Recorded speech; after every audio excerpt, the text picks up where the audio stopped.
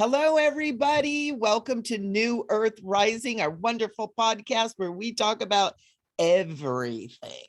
We have so much fun here. It's all about love and laughter and digging into the spiritual, the metaphysical, the magical, the mystical, all the fun stuff. We go everything from Mother Earth to extraterrestrials and just have a ball doing it. I am Michele Ambergy. I'm the Awakener, one of many.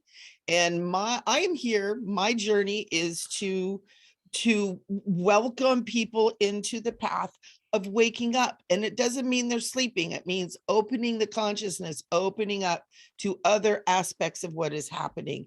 And everybody's doing it now. So it's super exciting. And so I want to introduce my co-host, my co-shenanigator, Sharon. I love that, shenanigator. She's my shenanigator. I've been called a lot of things. I don't think I've ever been called a shenanigator. Okay. Hi, everyone. I'm Sharon Kumara, and I'm really happy to be here and really excited to have John Mathis on today. We're going to have some really cool conversations. So let's dig in. Yeah. And John, we are so happy you're here. We're so happy. This is John Mathis, and he is, I just got to give you this here. This is him. Oh, we can't the whole see it. Page.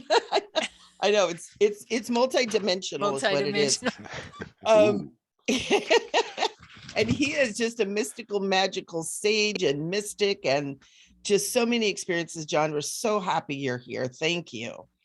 Thank you. And I'm never playing Scrabble with you. Right? Should be making up words the whole time. I do it all the time. Strategery. Exactly. Ooh. I Uh-oh. think we might have a good Scrabble game. I was just gonna say, we have to have a Michele Ambergy dictionary. I keep saying with all this spiritual stuff that's going on, we don't really have language for everything. So I'm making it up. Nice. It makes more sense anyway. I don't think that's a word. Did it come out of my mouth? It is now. Yeah. It is now. Awesome. Oh, you know what? We were just talking before we got on the show about like 10 different things. I just totally forgot what we were talking about. And that's how it rolls here at New Earth Rising. Yeah. Oh, we were talking about how in religion and the story of your experience, where if you want to share that, Michele, real quick. Yeah, let's do that. We were talking about just, you know, how we were each raised in religions that, you know, they're very powerful. Sharon and John were raised in the Catholic religion and, you know, did all the stuff that you do as a good Catholic. I was raised in the Mormon. Well, we're not going to talk about that other stuff. Oh, okay. That's for the other show. Yeah, there you go. That's for the late night show. Yeah, help me out here. Am I supposed to be PG or where should I go?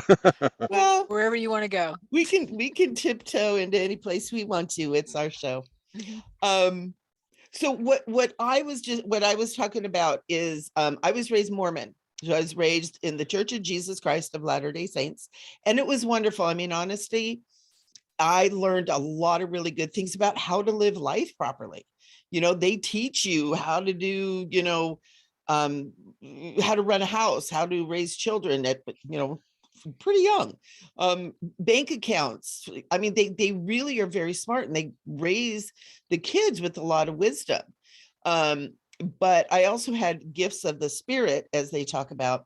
And so it was kind of like they're kind of starting to hone in on me a little bit, like, what's going on with this one over here? And I had an experience where all of all the churchgoers were in what we call the sanctuary in the church, and the bishop, who was the head of a church ward, was in his office, and I had just left his office. We just had a conversation about my gifts, and I was walking across the foyer, and there was a man and a woman standing there, and I didn't really notice the woman that much, but the man was standing there, and he knocked on the window. And so the bishop came out and the man said, I'd like to worship in your church. And the bishop said, well, you're not dressed appropriately. We have rules. And so change your clothes. We would love to have you, come back. Bishop started to walk away and the man rapped on that window again. And the bishop turned around and the man said, I want to worship in your church. And the bishop got a little annoyed and he's like, you're not dressed appropriately. You need to be dressed appropriately. It turned around, that man rapped on that window again. And the bishop said, you can't come in. You're not dressed appropriately. Please go change your clothes, come back. We will welcome you. And so the bishop went into the church and the man turned and looked at me and it was Jesus. And in that moment, I just went, oh my God, the Church of Jesus Christ of Latter-day Saints turned away Jesus. What the heck? And then I realized the woman standing next to him was dressed in a blue sari and was holding a baby. And I had no idea who Mother Mary was at the time, but I knew it was Mother Mary. Yeah. So it was the divine presence there. And so I wouldn't go to church anymore. Yeah. And we were talking about how those types of things, John, you were sharing how that experience or that story is in pretty much all religions, right? That type of story. Yeah, it's a mythology in the sense that, the traveler, the beggar, who comes in, and it's kind of a test of your own spirituality in the sense of, Catholic in and of itself. The definition of the word is holistic, bring in everybody. But yet, growing up in the Catholic Church, there was so many times I was taught that these people are not allowed in, until they're baptized or, accept Jesus Christ. And I grew up in a household where we had Catholic, we had Baptist, we had Jewish, we had Jehovah Witness. So we had kind of a religious version of the UN whenever we had a family reunion. And it really didn't matter what team you played for. It was just, are you a good person or are you not? Right. Yeah. Yeah, totally. And and just before we move on, I just want to say that, there are people on the street people, that kind of thing, that, might come up to you and ask you for help.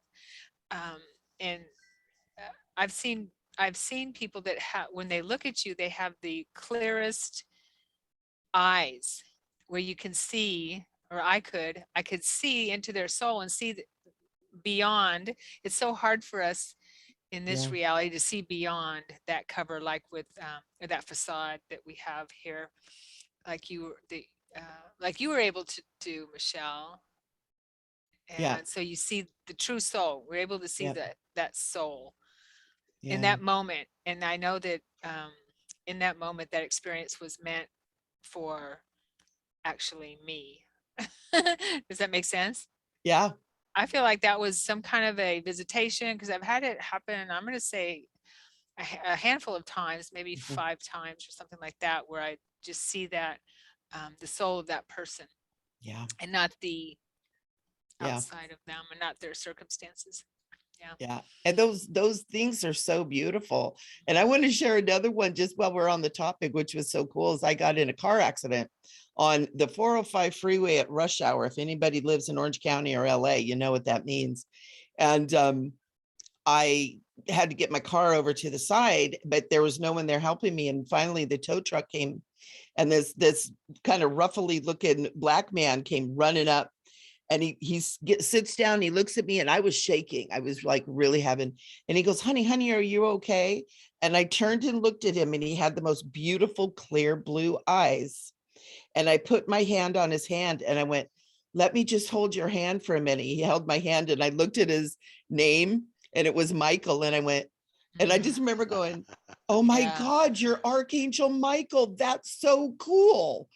And he just gave me this brilliant brilliant smile. And he patted my hand. He goes, you're going to be okay. And he ran and got in his truck and left. And then everybody arrived. Wow. Yeah. It was the coolest thing. And he was beautiful. That's awesome. Yeah, it was cool. So John, do you mind, you've had near-death a near-death experience, you have out-of-body experiences, you have so much to share. Do you mind starting out with sharing your near-death experience for us and our audience? Sure.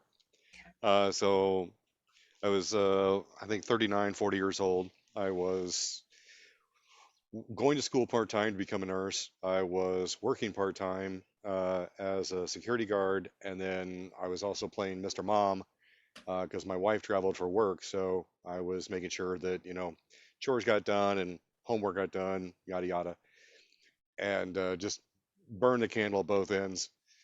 And got a little tired. And I thought, just push through.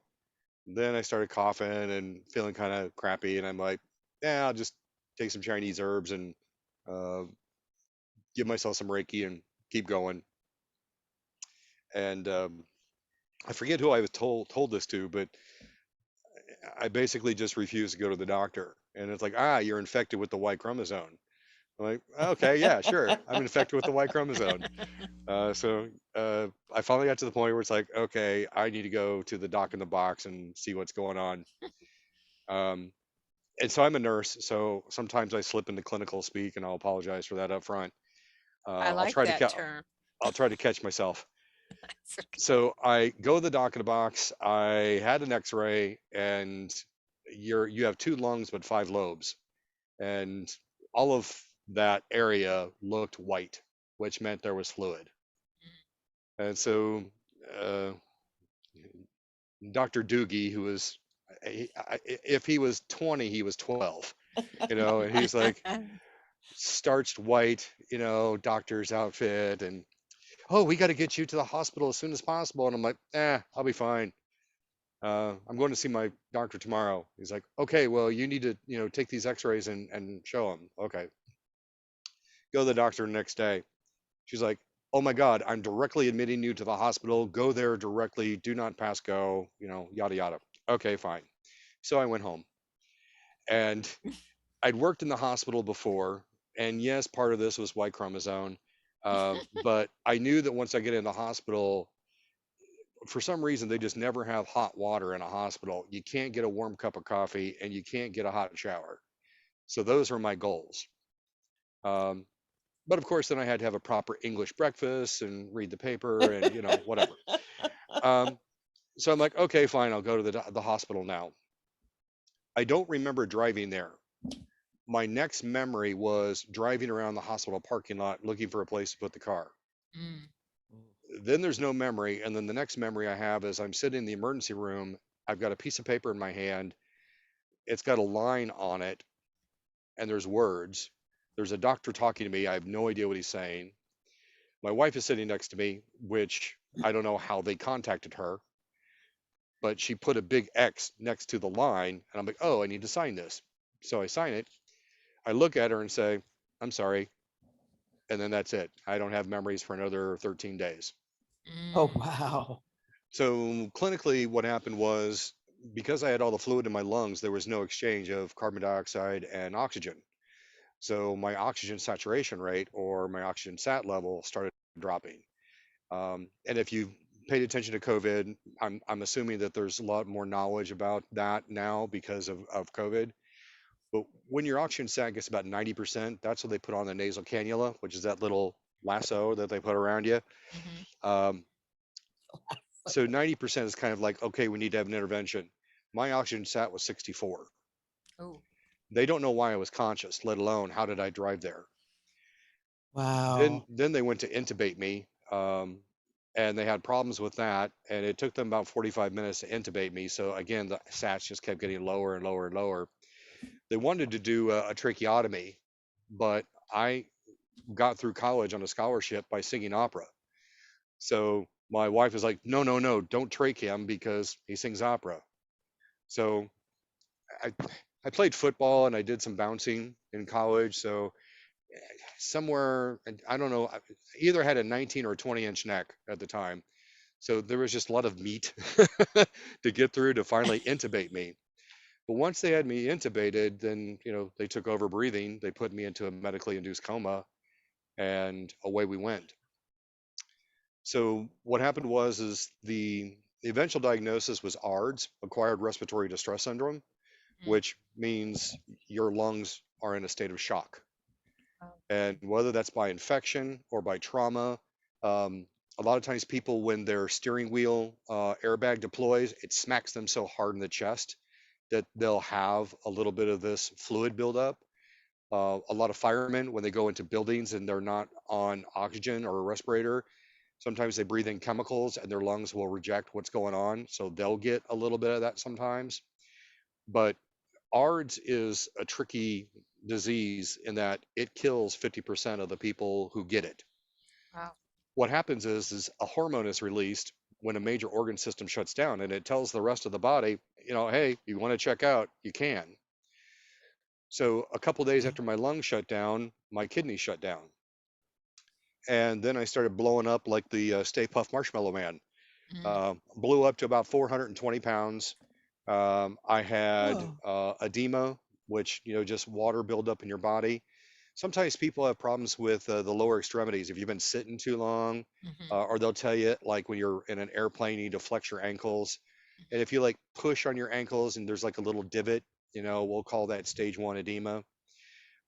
So I had edema so bad that it was weeping out of my pores. And I had what they call third spacing, where 2 layers of skin that are like together, they'll separate, and in this place, this cavity that's created, is where the fluids will build up. So I had third spacing in my eyeballs. Oh gosh. So it was bad. Yeah. A couple days after my kidneys shut down, then my heart tried to stop. And this is where it gets more curiouser. That's my Scrabble word, curiouser. Curiouser. So what happened is that you have 2 batteries in your heart. You have an atrial, or one at the top, and you have a ventricle at the bottom. And these batteries give you that lub-dub sound with a heartbeat. Well, the atrial just turned off. It was gone. You can live without an atrial heartbeat, but you're not running anywhere. Literally, you're not running anywhere. The ventricle one is the one that, keeps you alive. And my vent rate just kept getting lower and lower and lower, to the point where all of a sudden it stopped going lower. And it turned out that I had an undiscovered birth defect. I had a little bitty nodule of nerve cells that was like a backup ventricle battery. Whoa. So my heart rate, my ventricle rate went down to about 18 to 20, and then it stayed there. So it's like, we don't know why, we don't know how this happened, and then we discovered why it happened, but it was like, wow, it's surprising that this was never discovered before. But yeah, this little battery finally had its time to shine. And after about 10, 12 days, all the systems started coming back online again. So I got to the point where it was like day 13, 14. I'm on a respirator. I'm conscious. I can't talk, but I remembered how to fingerspell from my Cub Scout days. We had a kid in our troop who was deaf, and so we all learned how to fingerspell. So here I am laying in bed trying to remember something I learned, 25, 30 years ago. And of course, when you're 12 to 14, you want to learn the cuss words first. Yeah. So like, I think I'm spelling this right.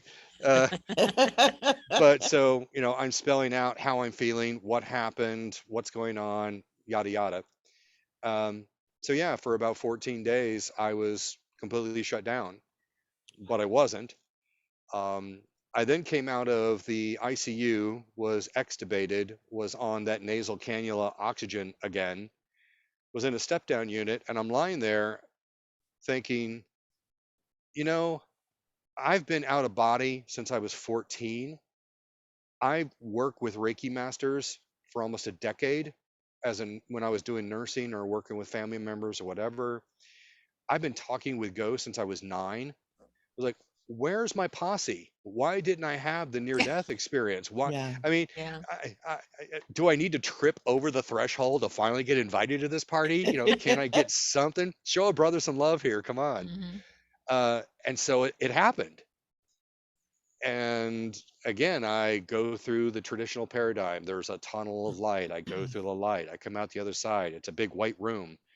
In this white room, I run into, previous family members and people that had preceded me. Then I see this bright white light further away, and I'm like, what's that? And as soon as I recognize it and ask what it is, then it's, right there in front of me. And I'm like, what are you? And it said, I'm everything. And me being me, I'm like, well, that's got to be cool. You're everything. Awesome. Uh, but then from this little like tendril that was like silver, white, neon, just kind of like reached out and boop, got me in the forehead. And it was like standing on stage and all of a sudden the footlights come on. Oh, I can see and I have perspective and I see what's going on. And so the first thing I see is a very rudimentary snowflake. I'm at the center of the snowflake, and then each of the little arms that jut off from there were primary family members. So there's mom, there's grandpa, there's my great grandfather, there's my dog, and all of these people, predeceded. And I'm like, okay, so it's not so much I saw them as well as kind of like sense their energy. And I was starting to make the transition of being human and being energy. Mhm. So I'm kind of like, okay, I understand. Okay, I see who all these people are, and so I kind of zip around like uh, a puppy let off the leash. Who are all these people? Oh, Can I ask I'm you a getting question real waved quick? off. Oh, right. No, No, not it's waved been off. nice seeing you I just, guys. Thanks for having me on. I've heard enough You already. scared the Okay. straights again, John. You scared the straights. I just have a quick question for you. And it has to do with your state of mind when you were in that space, you go through the tunnel and everything, because you've told the story probably lots of times. And so maybe, it's gets to be where it's just routine telling it, right? I would say, think Yeah. maybe a little bit. Okay. So in your state of mind when you were, if it even applies, did you know that you had died? What were you, did you Nope. know that you had, no. Okay. No. I discovered. So I had an out of body experience when I was 12, and I was being abused by my father, and all of a sudden I just popped out of my body, and I was Okay. above the scene. And I had no way to explain that. And then about 2 years later, I buy a box of books at a garage sale. And inside this box of books was a book called Far Journeys by Robert Monroe. Right. Okay. And I'm like, oh, this looks interesting. Let me start reading it. And it was basically a how to manual of how to do remote viewing or how to have an out of body experience. Mhm. I'm like, oh, well, cool. I'll give that a whirl. And other than falling asleep a couple times and waking up with drool on my chin, I finally figured out how to get to that relaxed state and start projecting and going out. And so I go to see my grandparents, and there's grandpa, and he's arguing with grandma about how she burned the soup. And then the next day, I was asking grandma, what was the soup? And she's like, how did you know? Why are you asking about the soup? You weren't here. I didn't tell anybody what's going on. So I didn't realize that I was getting like the proof. Yeah. I just had an interesting experience, and then I found I was able to repeat that.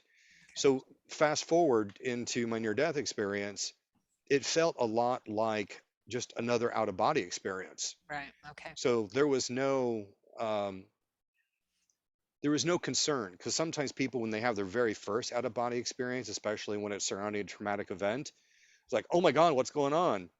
And to me, it's like, I've been on this roller coaster a few hundred times. Okay, here we go. It's something else. And usually, I used to, when I would project, I would say, show me something interesting. And wherever I went, I went. I went to a couple places that I didn't want to go back to. So then I stopped being so cavalier about it. And it was like, okay, I want to be at this place at this time in this time frame, Yeah. or I want to see this person. I had to dial it in. Interesting can mean a lot of things. Oh, Very underground subjective. bases, aliens, yada yada. Oh, We'll okay. we'll go. Yeah. That's another show. That's another show. Definitely. I do want to talk about that though. Okay. So yeah, so I thought I was having an out of body experience, but then I realized from my readings and research that, oh, I'm actually in the middle of the traditional near death paradigm. And then I was like, well, duh, you asked for it. So I just, okay, well, let's ride this ride and see what happens. So as far as my presence of mind, it's like I knew I wasn't in my physical state. I knew I was out of body, and I was pretty sure I was having a near death experience, but I wasn't sure. Okay. so I was just writing it to see what happens. And again, once you go, it's almost like if you watch the show Quantum Leap, Hmm. the first few times he was like really freaked out that he, leaped into this other person's body. But like by season 4 or 5, you have that moment of disassociation, like, oh, okay, we're here again. Yeah. And you just kind of go with the flow until you figure out what the flow is. Okay. Well, thank you for explaining that. Sure. So where should I pick up again? Oh, so pick up where you were. Wherever that was. I know, right? Before I interrupted you, you had gone through the tunnel and you came face to face with the light. Yes, thank you. Okay. Yep. Yeah. So again, I didn't know there was a such thing as a third eye. I just thought, okay, there must be a plug right there somewhere. But yeah, so all of a sudden there's the snowflake. I see all those rudimentary connections, and I'm like, okay. And then in my mind, it was like, are you okay? Which was really asking, are you ready for more? Like, yeah, I'm fine. Then on that stage, now all the lights come up. It's a much broader, richer experience. Now the snowflake is extremely complicated and very convoluted. And now, so it's like not just my grandpa, then all the people that were associated with my grandpa that I had met. So some work buddies and his drinking buddies and the neighbor down the street. And so all those ancillary associations then started showing up on those primary lines. And it was interesting in the sense that almost like It's a Wonderful Life, that some innocuous thing that I had done left an imprint on them. And so when I encountered them, it was like I recognized their energy signature, and then I recognized what my contribution was to their energy. Oh, wow. So every interaction, everything that we think is innocuous has meaning. Every moment has a meaning, even if you don't realize it. Yeah. So I did that kind of circle. Okay, I get that, whatever. And so I come back and it's like, are you okay? Like, yeah. So boom, then everything, the spotlights come up, the house lights are up, everything. A magnesium fire, I guess. You went from a birthday candle to a magnesium fire. Wow. The snowflake became so complex and convoluted that it looked like a ball of fire. But if you focused in on it, you can see just how minute each little offshoot was.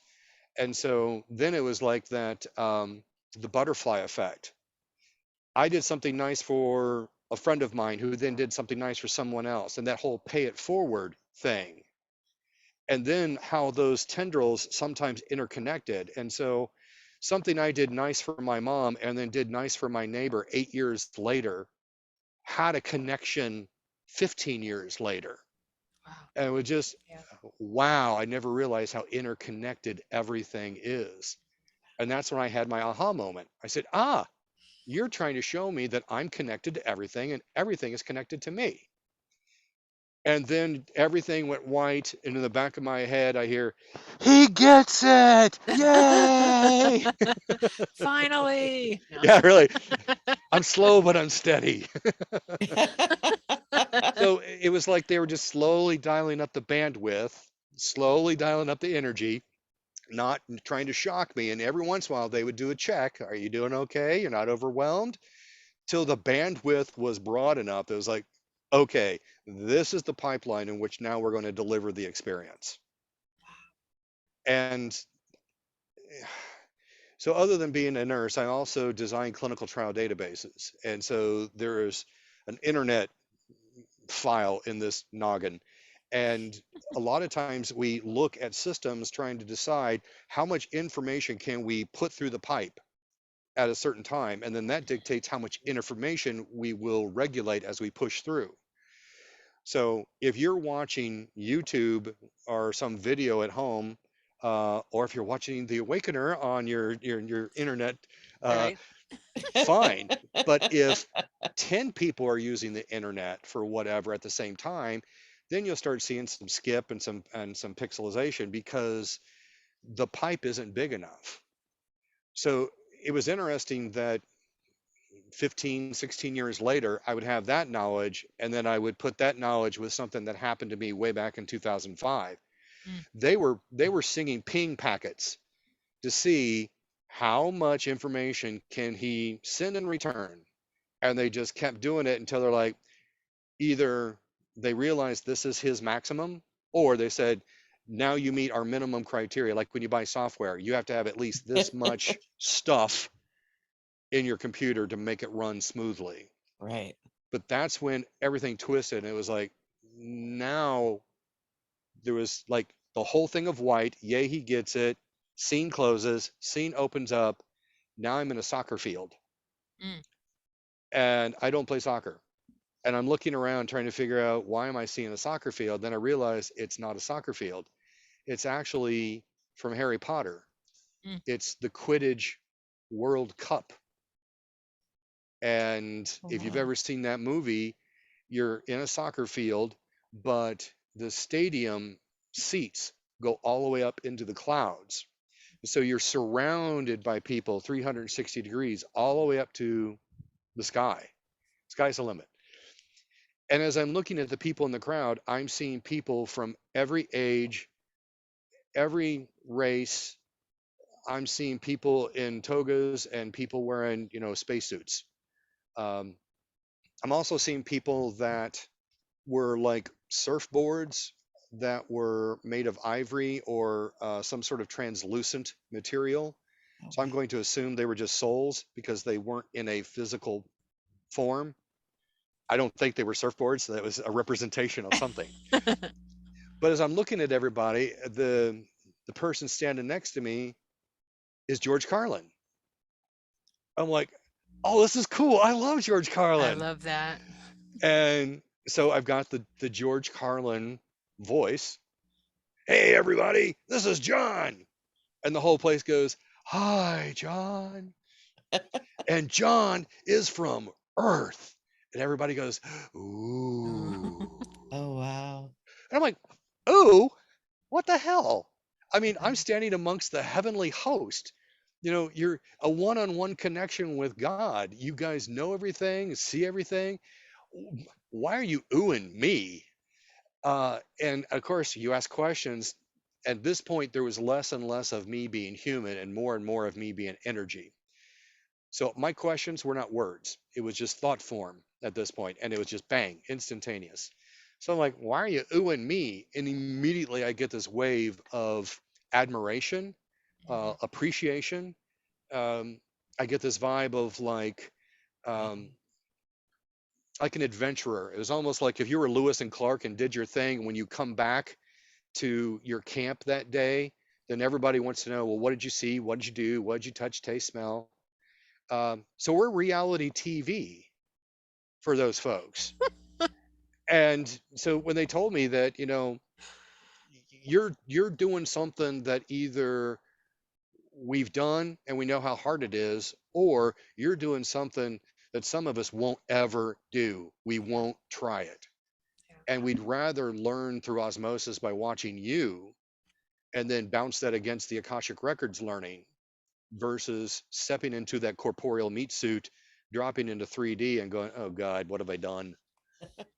Yeah. So I'm like, okay, this is cool. Well, I appreciate the appreciation, but again, why? And then this came from George as well as everybody else. Um, and again, it was a millisecond, but I have to use human words. So hold on. Yeah. So the way he explained it to me is that there are places in the universe that are purely spiritual or energetic places of existence, where you have the realization of separate or self. Once you learn to discriminate between being part of eternity and the Almighty or omnipotence versus you've now encapsulated a droplet from that ocean and have that perception of self, then it's like, okay, now you have that. Now let's throw you into a physical reality. So you may be an amoeba or a plant or a piece of grass or a bug or whatever, but you keep bebopping back and forth until you get to increasing levels of complexity. Once you get to the master level classes, that's when Earth becomes available. But even then, you got to do a gut check with your guardian angel, or whoever your cruise director is for Earth. Love boat people, Julie, the cruise director. Yeah, yeah. Okay, let's see what your itinerary is today. Boat. So it's like, I was, okay, so you're telling me I chose, and I'm sorry for my language here, but I said I chose to be in this shithole. Hmm. And they're like, yeah, you pretty much chose to be in this shithole. But then it was like, you've been working through the stack of lessons. Yeah. And again, in my mind, I didn't know about the Akashic records very much at that point, but in my teenage years, I called it the cosmic Costco or the Mm. cosmic Kmart. You're not in your meat suit yet. You're, bebopping around. It's like, oh, I'll take some depression. I'll take some loneliness. I'll take some abandonment. But okay, let's maybe have some job success, and let's have, okay, I can play guitar, and let's add all these things together, put it into a meat suit, and then jump in and see how it goes. Um, That is hilarious. so I'm That getting all visual. this feedback. It's like, this is part of your process. You've been growing as you go. And I got chastised a little bit. One of them had a nickname for me. They called me Speedy, Mm. because you're supposed to have your life, come back, do a review, talk amongst your friends and your little, cohort that you travel with. It's almost like a community theater. Well, last time you were my mom, and this time you're my brother, and last time you were my boss, and this time you're my wife, and what's the difference? But anyway, so you finally get everybody together, talk about that learning process, and then you say, okay, I'm ready to reintegrate. I bypass all that stuff. I have a different spiritual bypassing. Mm. I'm so Oh. fixated on what I'm doing here and learning that my meat suit, tuckers out. I'm like, oh crap, it's like my car got a flat. And so I'll just run to the next car, break into it, and take off. Oh. So I go back, and they're like, oh, he's back. Let's talk about this. I'm like, no, I got things to do. I'll be back. And I jump into another meat suit, and I'm gone. And I've done this 2 or 3 lifetimes. So I've seen Speedy. that place. I've seen that place in an out of body experience where people die and they go through this it's like a clinic, the way it was presented to me, like a clinic type of thing, or a doctor's office type of thing. Yep. And the woman, and I was there observing, and the woman I was talking to, she was an intake nurse, I guess, but she was dressed like, she had really bright orange hair up like this, and she had some really colorful suit on, and she was hilarious. And she's telling me, and I see people sitting in the waiting room ready to go back quickly, and she tells them, but you don't have to go back right away. There's things that you probably need to do first. And they're, nope, I want to go back. And then they go out back to where they choose their body. It was like a warehouse or something of the way it was presented to me, of cars and bodies, where their body is. Yeah, I got a beat up SUV this time Did you? around. Yeah.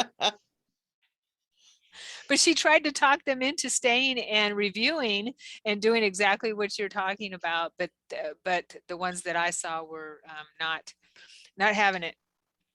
Yeah, the first time I encountered that was, I'm going to get his name wrong, but he was the guy, I think, Dr. Weiss. He did Brian all the Weiss? past life, Brian Weiss. So he did all the Brian, past yeah. life regressions. But one of the things they talk about in that in between lives, when you're, he stopped talking to the patient and started talking to the person's, I think, oversoul is what they Mhm. called it. Yeah, But I'm the guessing maybe oversoul. it's their higher self. But yeah, the description of, yeah, I mean, it's a playground. It's an experiment. And once you come over here, then as a good scientist, you come back and you review the results. Yeah. You don't keep running the experiment over and over and over and collecting the data. At some point, the grant money dries up. You have to stop the research, and you actually need to produce a paper so Uh-huh. you can go back and get more research, Mhm. grant money. I love that analogy. But I've been missing all that. I just Yeah. like, oh, I got things to do. I was in the middle of something. I'll be right back. That's so funny. Wow. So this stream of consciousness here. So Reverend Dr. Matthew Fox was a Yeah. Catholic priest who was censored for a year because he was talking about the divine feminine. Oh. So he was censored for a year by JP2. At the end of his 1-year censorship, he went right back to the same place he was given a talk, walked right up to the microphone and said, okay, where was I? So immediately I love this guy, I got to follow this guy. That's But then I hilarious. found out later he was excommunicated from the Catholic Church for trying to put parity between the sacred feminine and the sacred masculine. It's like, oh, we can't disrupt the patriarchy. Yeah, you can. It needs to be. Yeah. So now he's an Anglican priest and he continues to write. And again, he's trying to do that balance. And I think that's the risk you do if you keep doing that loop and you don't stop to actually assess what was it that I actually did and what did I actually learn. And so I found out after my near-death experience, I met a psychic medium about 7 or 8 years later. And she was like, why are they calling you Speedy? And I'm like, oh shit. I know exactly where this is going. And That's she's like, funny. well, they're calling you Speedy. And I had an issue going on in my life at that time. It was just like, I know if I keep hitting the same wall, it's because I'm not learning the lesson. But I think I know what the lesson is. But when I incorporate that lesson, I'm still hitting the same wall. What's going on? And so her response was, why are they calling you Speedy? And I'm like, oh shit. Okay, all right. So I gave her a little background. And so the message she got back was, they told you to slow down and process over there, and you're not doing it. So they decided this time they're going to make you slow down in life. And so they're going to throw up these speed bumps and make you take the time to work through it. Oh God, I should have listened. I could have been over there in love and light and, putting my SPF 6000 on to bask in Yeah. the eternal love and unconditional love. But no, I got to be here, Yeah. you know? Oh, So it's not so bad here. Wow. it's got its moments. I'll Yeah. give you that. It's got its moments. Yeah. So I imagine that you're probably not the only one who does that. Mm-mm. And that might be why a lot of us are, A here lot of right type now. A personalities, oh, I can do more. It's like as soon as I learned about that sometimes people can incarnate in multiple souls simultaneously to really kind of move along. Mhm. I'm like, well, I'm obviously doing that. Uh, Duh. duh. But then I thought, actually, I think everyone's doing that because here in 3D space, we perceive time as a line. But Yeah. over there outside of 3D space, we don't have time. And so everything happens all at once. Yeah. So, yeah, multiple life opportunities are going on from that perspective. So it's almost like watching TV and just changing the channels. Oh, I wonder what Meat Suit John's on. Meat Suit John's on to channel 13 at 9. Let's see what he's up to. On planet Pluto. Let's watch him on planet Pluto. Exactly. So I think sometimes our flashes of insight or maybe deja vu, your meat suit may not have had that, but it literally is deja vu already seen because another iteration of you in another meat suit in another reality did it. And so you have that kind of bleed through of like, this kind of feels familiar. And then if you meditate on it, then sometimes you get this whole wash of information you shouldn't have. And it's like, okay. I've got people that I call, their titles. So I've got the captain who did something or the Indian who did something. I've got the scientist who did something. I'm like, okay, this is why this feels familiar. Yeah. And they're all a part of us. So that's why we were able to tap into it. Well, and you said something earlier, Sharon, that made me think you were a spiritualist. And so in that, you also have that religious concept has a tribe that comes with you.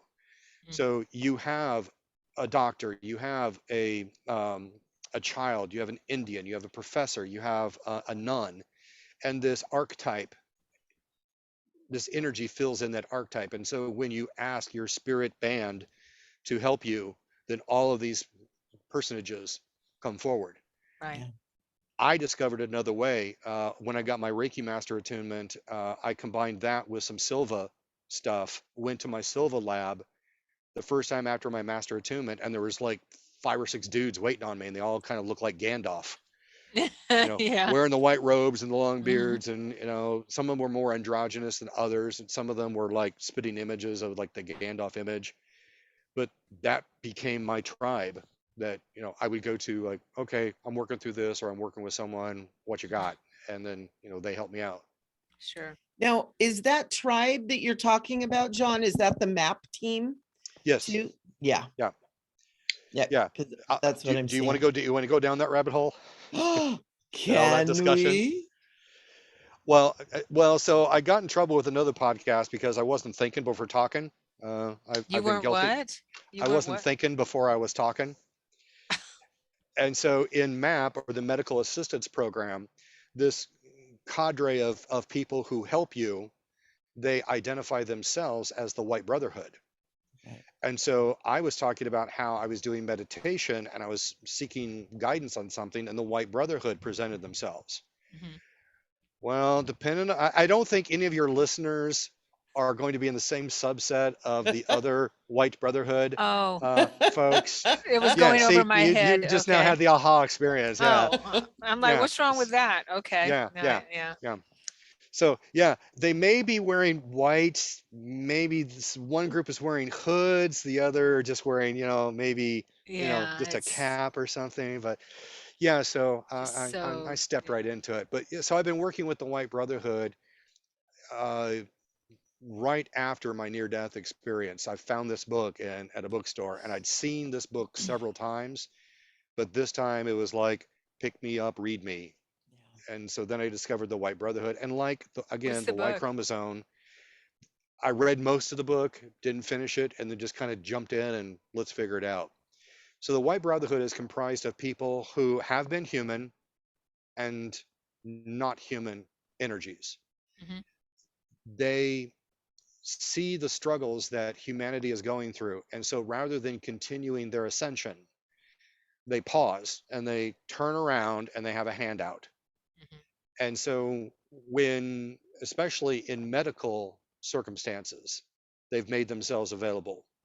So that's why the book is called MAP, or the Medical Assistance Program.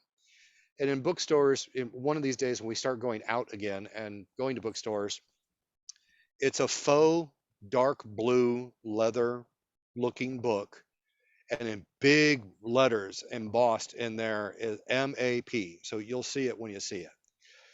But So again, you can't find it online then, is what you're saying. I think you can. Oh, Yeah, okay. you might.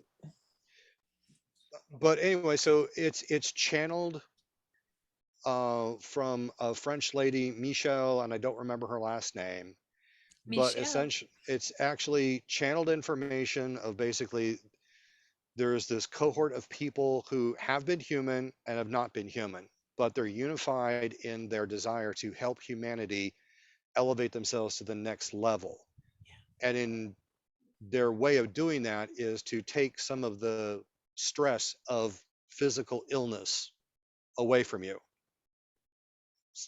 Give you more your energy reserves to work on other things for your development, other than getting over your case of cooties that you've got.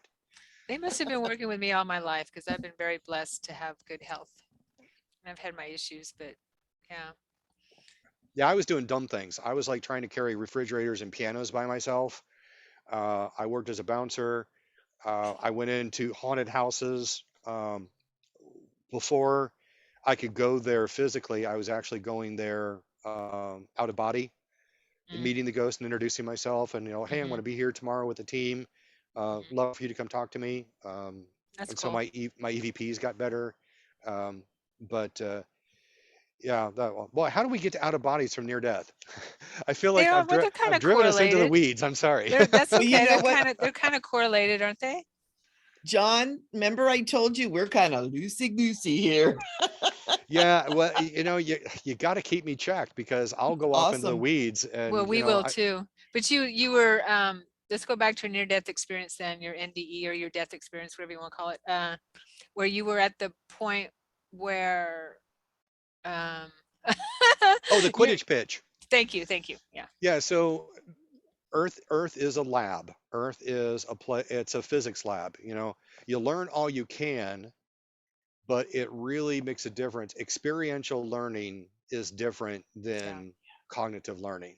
Um, Yeah. it's like you can learn how to bake a cake or you can bake a cake. And there's a nursing joke in there about male gynecologist, and we'll just bypass that joke. Good. So the the thing that was really impressed upon me is that in order to be on earth, you have to be a spiritual master. Everybody. So whether you're Adolf Hitler or Mother Teresa, and some people kind of balk at that, but in order to have a good hero, you have to have a good villain. And sometimes you're willing to take on the role of villain for the same reason actors take on the role of Right. villain. It's Right. juicy. You Yeah. get to explore the dark side of your personality. You get to do the things that in proper company, it's like, oh, I wouldn't do that. I mean, it's the same reason why people, I think, dress up for cosplay or, oh, sorry, Oh, Spirit, I'm you're good. irritating you. I'm sitting outside. So I'm in Durham, North Carolina, and in February, it's 72 degrees today. Nice. So I'm Wow. like, I'm going to sit outside in the patio and do my work and whatever. Yeah, Well, we've got a totally. rainstorm that's going to be coming in, so Why not? get a little billowing action. Um, but so it was impressed upon me that everybody here is a spiritual master. You agree to play different roles. Sometimes you're working on being the hero, and sometimes you're being the villain so that other people can work on being the hero. But you have to fully explore both sides of the equation before you can internalize that lesson. And the goal is to work your way back to God, work your way back to omniscient, to increase in complexity and richness with every iteration. I love that. Yeah. So there is a book by Scott Adams, the guy who draws or used to draw Dilbert cartoons. Yeah. He wrote a book called God's Debris. And it's a little teeny tiny book. It's, maybe 80 pages. It's a quick read, but it's rich. And every time you read it, it like comes back to you. But God's Debris, he postulates that God knows all, sees all, done all, creates everything. He's kind of kicking it one day and he says, I think I've done everything except destroy myself. I wonder what that'll be like. And so God destroys himself and he breaks out into infinity minus one particles. And we are those particles. And so we are going through the process of reintegrating, gathering knowledge, gathering experience, gathering wisdom, learning how to love in all sorts of circumstances where love is not our first choice. But again, that increasing in complexity and wisdom is so that we may eventually reintegrate and, God's back intact again. I'm not really sure that's how I would parse it, but I really like the idea of we are still part of God, but we're also that droplet that has been separated from the ocean. So we have that illusion of separateness and that necessary illusion of self so that we can have those experiences. Yeah. I love that. That makes total sense with everything that I get about our experience here and why we're here. Why are we here? And I also love the fact what you said, John, about how every person on the planet is a master. And that makes so much sense with everything I've been getting to, that only the brave come here. Only, and like you Or said, stupid. the brave, The brave and crazy. Yeah. yeah, the brave and crazy. Yeah. I know. I had this vision during a plant medicine ceremony where I saw myself as this galactic being, and I'm kind of a bratty teenager galactic being, and I hear the and I hear that people are going to Earth, that there's Earth is calling, that type of thing. And I say, oh, I want to go do that. I want to do that. And my galactic parents are like, no, I'm not sure if you're ready for that, but I am really. Well, let's wait a little while. And I'm like, everyone else is going to Cabo for spring break. Why can't I? totally. I want to go. Yep. So yeah, and here I am.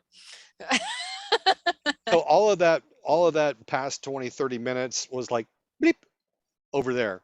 All that happened, like Yeah. that quick. Yeah. So Okay. then there was this kind of vibe back and forth, this mutual appreciation session of me just vibing with them with me, and kind of like, oh, this what it's like to be back here. Oh, that reminds me. So as I felt myself becoming less and less human, there was that kind of like final step, and all the things that had bugged me about being human. You know, again, I've wrecked a couple of cars. I played football for over a decade, and so I've got all these little bumps and bruises and things where the meat suit is like, dude, you voided the warranty. You know, but all those things just disappeared, and it was easy as like taking a hat and just going, boop. All of those things that I thought were so traumatic and so injurious, it was a role. It Wow. was a facade, and it was just that easy to let it go. Nice. So after I'd let that go, then we had the whole Mutual Appreciation Association. And then the last step of like, okay, I don't feel any of that human stuff anymore. That's when I heard the music. And the interesting thing about the music is that I had my near-death experience in '05, and it wouldn't be until 2011 that I would remember the chapter of my near-death experience on why I became music. So it's really weird to like have a book in your head, Mm-hmm. and then you wake up one morning and all of a sudden there's a new chapter. It's like, where'd that come from? Mm-hmm. Because I didn't read it. But it's like watching a movie that you've seen for 37 times, but it's the extended version and no one told you.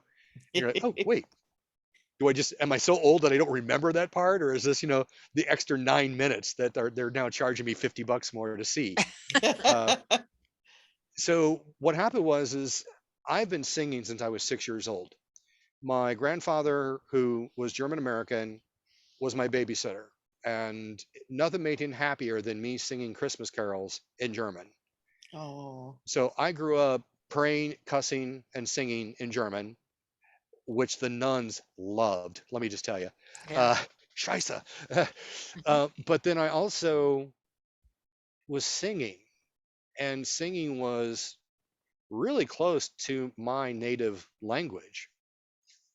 And so I was singing from 6, started singing opera at 17, got to the point where I performed for President Reagan, was open for the Oak Ridge Boys, was entertainment on a cruise ship. So I kind of thought this is where my life is heading. But no, there were other plans. So music is a primary language for me. So when I hear the etheric music of heaven, Yeah. I'm like, ooh, what's that? And I hate her music, but it sounded like Enya. Oh yeah. And to me, Enya is like what a kid does when he's learning to sing and he doesn't know what the note should be. So he hits that, but all the other notes are in the neighborhood.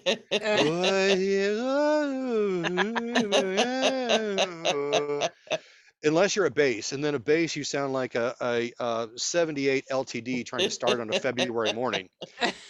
God bless America. It's like, come on, get with it. Give it some gas. But so I'm And hearing you this Enya music. fans, don't be offended, please. Okay, go. Namaste.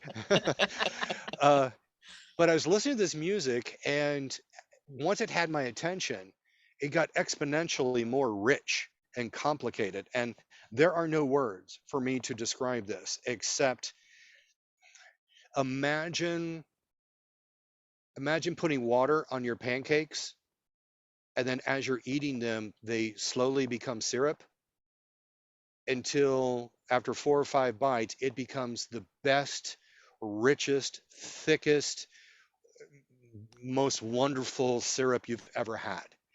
And so this whole richness and dynamic just kept flowering and growing. I'm like, oh, yes, I love this. And so I started to feel myself lift up to that.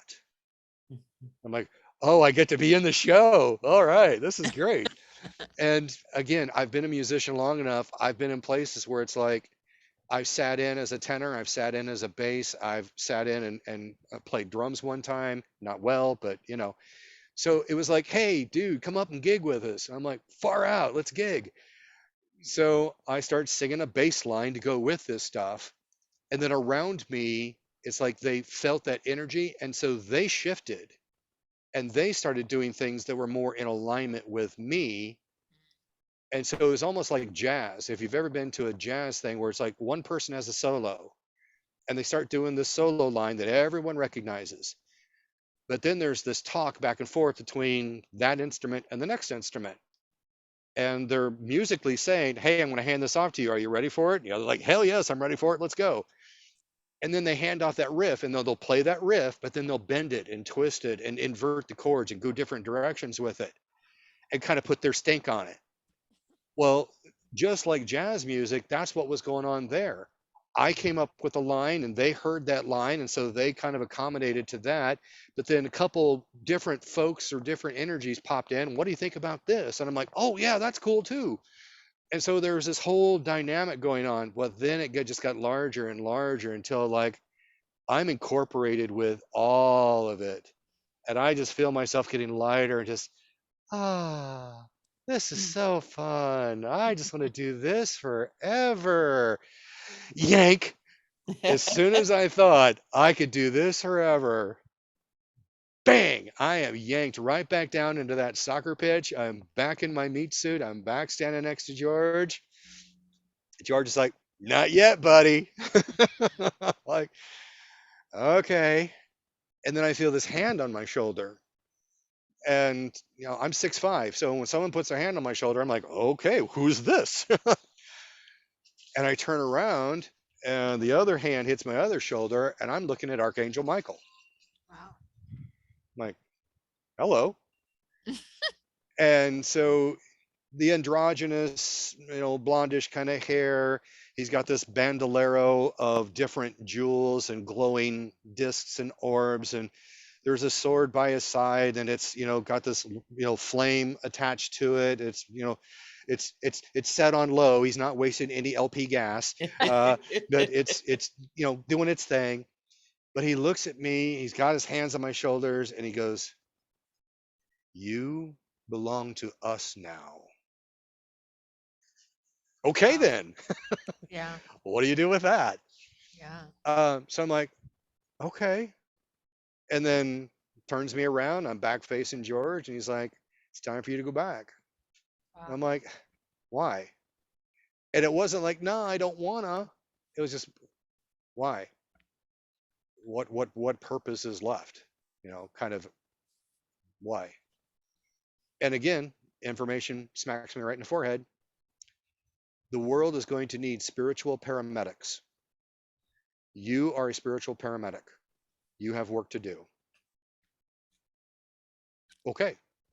Now, in no way, shape, or form did the words spiritual and paramedic get spoken. But this is 2005, so I've had a couple of days to think about this. Yeah. I can't think of two English words that I can put together that more accurately express the energy that came back to me when I said, why do I need to go back? Yeah. And so for a while, I called myself air traffic control. I just go through life doing my thing. But when anyone comes into my sphere of influence, especially when I was a nurse, you know, I show up one day, I don't have any assignments. Oh, you get these 3 patients today, and here's your assignment. Okay, well, then for the next 12 hours, I have them in my sphere. What's your situation? What's our goals? What are we trying to achieve? And then after, you know, 3 days of those patients, then I have 3 days off, and then I'm back in again. And typically, I don't see those people ever again. That's just healthcare.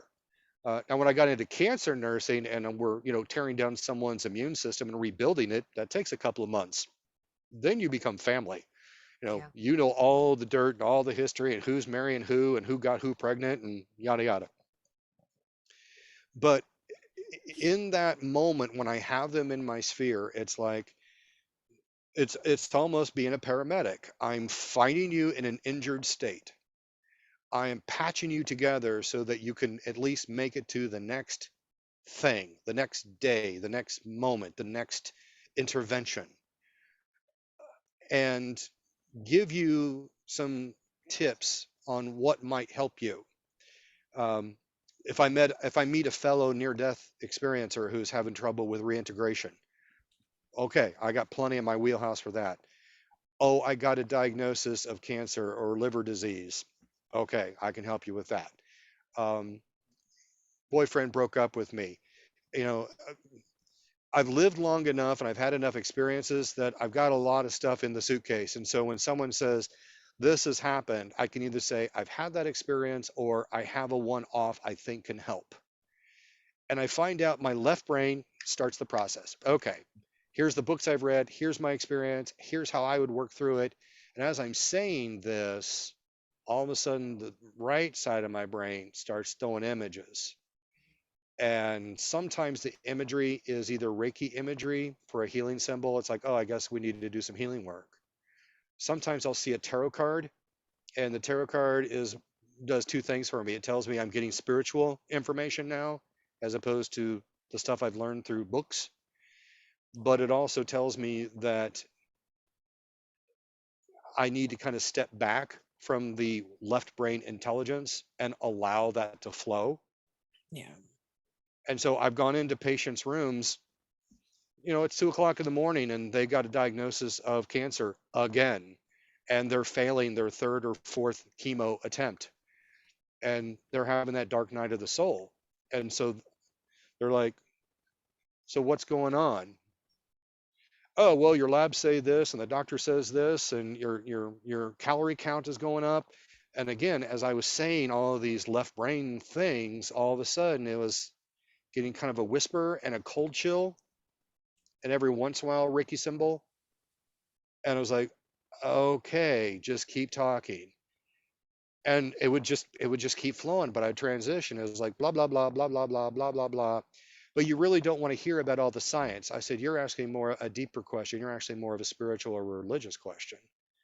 And to that I would say, and I would kind of go through this play thing. It's like I'd look at the bottom of their foot and scrutinize it, I don't see an expiration date here. And so then they laugh, but again, that was kind of my cadence with them. It's like, no one has an expiration date. I choose to believe that if you have a lesson to give or a lesson to receive, then you're not done. And you are teaching me something in this moment right now. You are teaching me to listen to all of the voices in my head as opposed to the medical training that I just spent thousands of dollars getting stuffed in there. Um, and I had a much richer experience as a nurse, as a healthcare provider, but as a human being. And they had a much richer experience too, because oftentimes I would be asked, patients would say, is John working? Can I have John again? Or I've had Christmas cards. I had a lady that I worked with like at Thanksgiving, and they sent a Christmas card to me. And it's okay. I had people, I used to work part-time at a music store. I had a patient come find me at the music store because they couldn't find me in the hospital. So when those connections happen, and I was kind of like, I think everyone goes through this. They go through the sense of that sense of not being authentic. Who am I to give spiritual information? I mean, I've got pink underwear from where I washed a red towel with my socks and underwear. I can't sort laundry. I stepped in dog poop on the way out to my car. Who am I to give spiritual guidance and information? But it was almost like with my Reiki training, my Reiki master gave me two great pieces of information. One, you are not agreeing to be a Reiki master. You are agreeing to being mastered by Reiki. And so anything in your life that doesn't harmonize with that energy, you either need to let it go or it's going to be ripped from you. Your choice. The second thing is that you're not doing a thing. This is not egoic. You're a funnel. He says, if you need to visualize something, You're not a deity. You don't have angel wings. You don't have a halo. You're a funnel. And energy from the universe is dumping in through the top and coming out the bottom through your hands. They're the healer. They're the ones that need the recharge. And another person said, you're jumper cables. Someone's worn themselves out. You're just doing your thing and charging Right. them up, and Right. their body will take care of that. Their own wisdom and sovereignty will take care of that. I just had Perfect. this Perfect. image when I go to do Reiki from now on. I'm going to go clear. Next. So I do this thing. Have you seen the Hulk gloves that they have as toys? You Yeah. put your hands inside these gloves. There's like these big Hulk hands. So when I do Reiki, I imagine I'm putting on Hulk hands. And so I've got the energy of this internal laughter and that kind of vibe going on.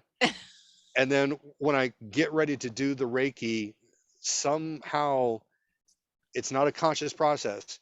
It goes from being Hulk hands to they're encased in emerald. Mhm. And so that green light energy, emerald, neon, whatever is there. And so I don't know if that's for Beautiful. them for healing or if it's for my protection or to keep that boundary. But I use Reiki like, dish soap. I'll wash the car with it. I'll do the dishes with it. In a pinch, I'm a guy. I'll take a shower with it if I didn't get to the store. I'll do the same thing with Reiki. I'll Reiki my car. I Reiki my checkbook. I Reiki the dog. Reiki my plants. And when it came time to, oh, I'm in a haunted house and something's shoving me around, I'm like, I don't think so, buddy. And again, I had like the bouncer mentality from college. I'm like, nope. And literally stick my hands out, but in my mind's eye, there was like Reiki coming out, and that went away. And so for a while, I'm like, oh, okay, so I guess I can do this now. And so I'd go into haunted houses and talk to the folks, and it's like, do you want this to stay around or do you need it to go? And if it's grandma or grandpa, they're just checking Mhm. in. They're probably going Right. to leave now that we've told, you've done your check-in. It may be a family or a land-based thing. And I discovered that I was at a distillery. Don't ask why. I was Okay, at we a won't. distillery But and they had a almost 300-year-old cemetery on site. So before North Carolina was even a state, these people had farmed the land and lived and died there. Um, and I went and checked it out, and there's just loving maternal energy there. And she was just happy to see all these people running around again, and people on the property and enjoying the property and enjoying the lake and all that. And then I got a little bit of the husband or the patriarch energy, and he was more just like, yeah, I guess it's okay. So they were okay with what was going on, and so that's what I conveyed with them. And they're like, you don't need to cross them over. If they want to hang out, we're good with that. yeah. But there's some that don't know they're gone, or for whatever reason, well, they need to go. And so, you know, that's where my spiritualist training comes in. Mhm. Invite them in, hear their story, give them a little bit of Reiki or some love, and then say, that's just a sampling. Here's where the warehouse of that is. It's up Yeah. this light tunnel. And then partially escort them up there until they, someone's on the other side waiting for them. Like, it's about time you got here. I know, right? We've been waiting and waiting and waiting. Howard, I've been here for 37 years. Where you been? Oh my God. Oh my God. That sounds like Edith and Archie. Oh, I love Yeah. it. I So- lived in Jersey for a while, so Okay. I went from John to Giovanni for a little bit. Giovanni. Hey, how you doing over here? That's good. Yes. What you I want to give, doing? yeah, I want to use, I have family in Pennsylvania. They use too. I want to Yeah, get back to, I lived in Stroudsburg for a year. okay. They were in Shenandoah. They're in Shenandoah. I want to go back to Archangel Michael. Okay. I don't know why, but I want to, because he's been working with me too. And so when you I guess, I mean, all of us that are like workers, right? I mean, that's the is that the tribe he's talking about, or people that are here to be in his, when he said, okay, I don't know what he's talking about. Obviously, this is your experience, but did you know right away when he said that, what he was talking about when he said, you're one of mine now? Is that what he said again? He said, "You belong to us You now." belong to us now. Okay. And that it's it's very interesting that you picked up on that. And well, considering the company I'm keeping right now, it's kind of par for the course. Yeah. I didn't understand the depth and breadth of what that was going to entail. My initial thought was, okay, when I die for real, there'll be a locker with my name on it. I'll have a place to go. And it wasn't that at all. What has evolved over time was that I was looking at things as a file folder. Again, I'll step into my computer. So when you save a file, then you have folders in there, and you may have. So I've got a file folder called writings, but then one's about NDEs, one's about the remote viewing, one's about Ghost, one's about Reiki, and then within those files are other sub files. I had looked at the paranormal. I don't like that word. I was looking at the metaphysical as very separate, distinct folders. Okay. And so if we're talking ghost, then we talk ghost. And we don't talk about near death. We don't talk about aliens. We talk about ghost. And typically the people I would meet, they're having their aha experience in that silo or in that file folder. So we would stay in that file folder. And then there's that reciprocity and that knowledge sharing that all teachers enjoy, and that give and take. And then they move on. But you're still left with that file structure. When I came back, I was given permission or made aware that you can basically take all those file folders and dump them all on the floor. It's all energy. It's just a different expression of that energy. Yeah. And so, some people are Cowboys fans, some people are Rams fans, some people don't like football at all. Some people are Catholic, some people are Jewish, whatever. It doesn't matter what team you play for or what team you root for. Are you doing good work? Yeah. On Spirituality Mountain, it doesn't matter which path you're taking or which Sherpa you're following. Are you on the mountain? Are you walking the path? That's it. If you want to change Sherpas and change pathways or take a break and sit down for a while and enjoy the scenery, all that's good. And all that is subject to debate because everyone's experience is unique. We all have the lenses of our own experiences in this 3D reality that shape our reality and shape our opinions. I'm still, if I'm out driving down the interstate and somebody gets in front of me and I have to go from 70 to 55 that quick, I'm pretty sure I don't have Tourette's, but you would think that I did from the words that come out of my mouth. But eventually I'll come to the realization that's a spiritual master. They just gave you a quick lesson. How's your temper doing, John? Mm-hmm. Crap. Yeah. So yeah, totally. the belonging to them meant taking things out of the silos, blending it all together, and then in this metaphysical gumbo that I now have, everybody who comes up to have a dish, there'll be something that appeals to them. Okay. But that's what's happened by belonging to us. I didn't clear houses with Reiki like before. I talked on another podcast where I was working with a group trying to clear a place, and it turned out that the spirit of Lilith was there. And if you don't know Lilith, she is an ancient feminine energy that the Bible, according to the Bible in the Old Testament, there was Adam and Lilith created on par with each other, except Lilith questioned the system. So God got rid of Lilith and then created a diminutive version of female by taking from Adam his rib, therefore establishing that subjugation, maybe. But so Eve was the good female.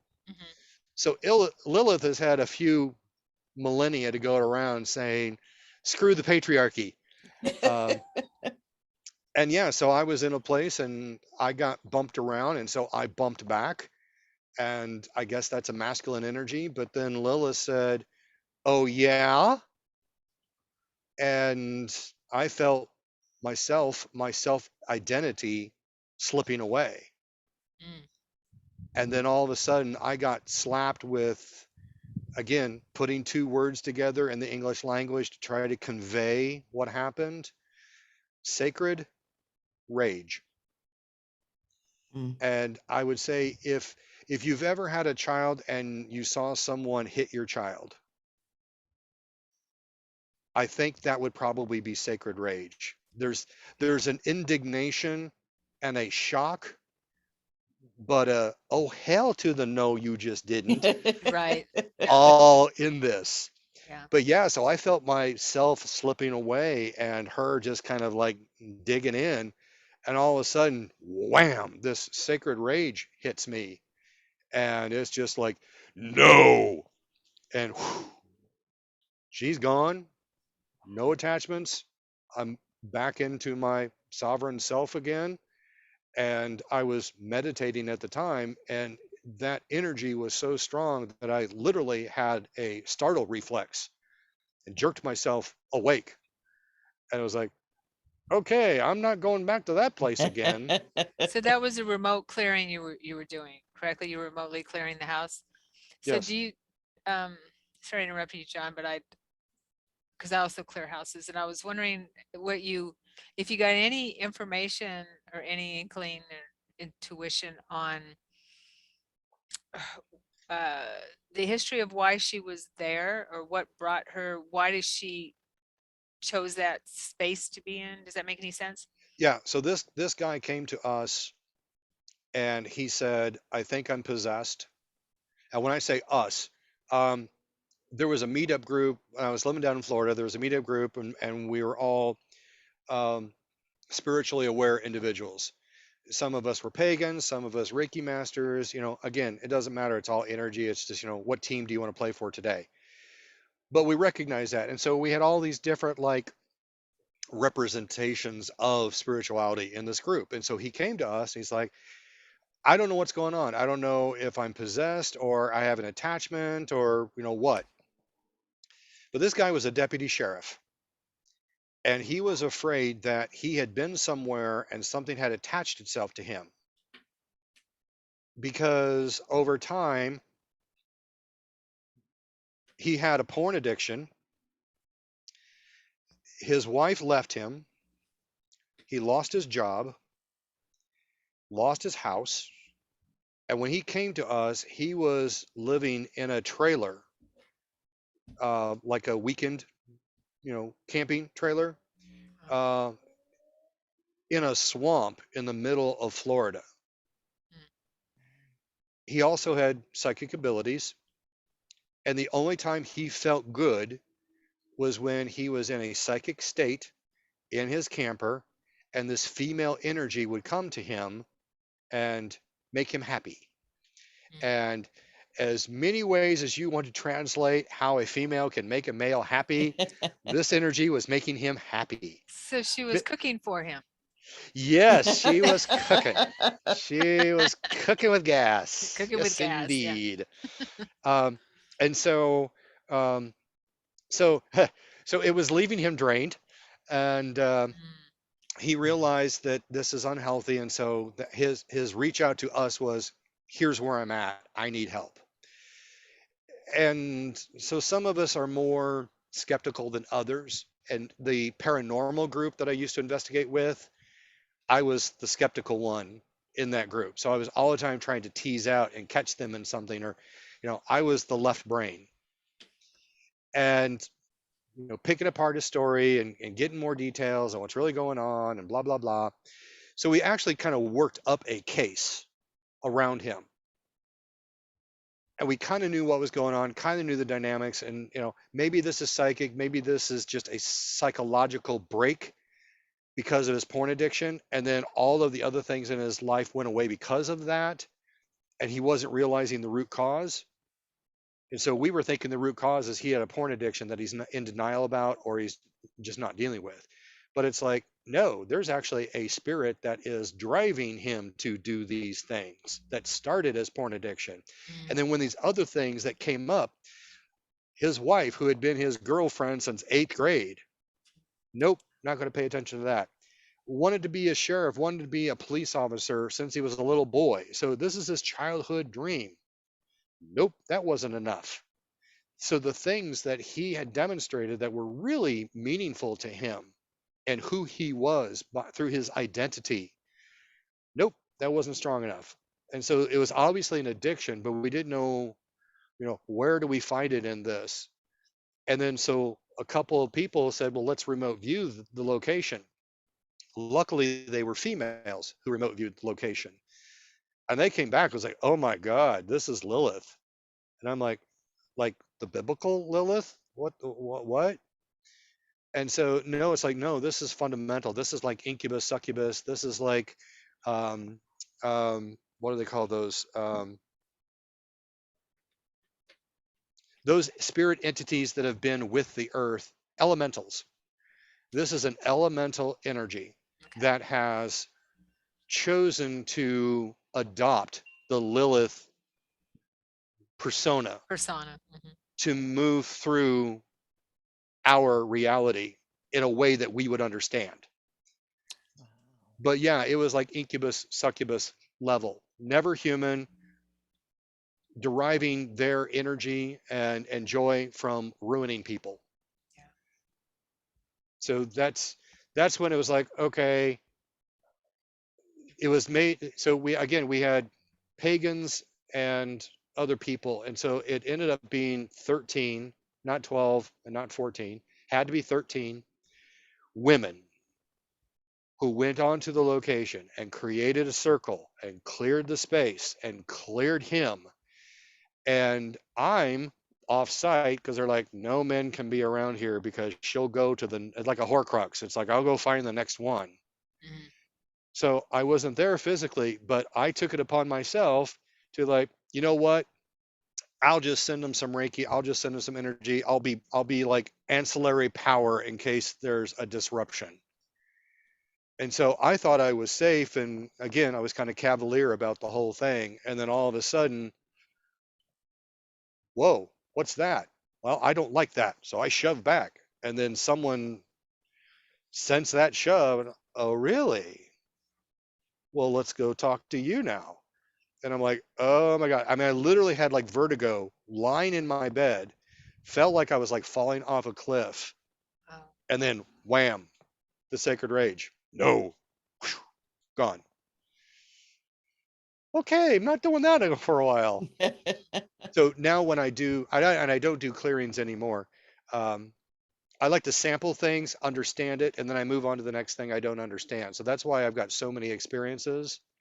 But with that experience, I found a book by Dion Fortune called Psychic Self-Defense. I'm reading this book cover to cover. I'm finishing this book. This is none of this grip it and rip it 3/4 of the way through. I mean, I'm highlighting, we're going to learn this shit. And now that's when I go into places, I'll get like a gut feeling, like a wave of nausea. And that's how I know, ooh, this is probably not a good place. And so I will do an invocation. Literally I have a very specific prayer that I only say when my intention is to invoke angelic presence. So I'll do my invocation and then houses can get cleaned. Yeah.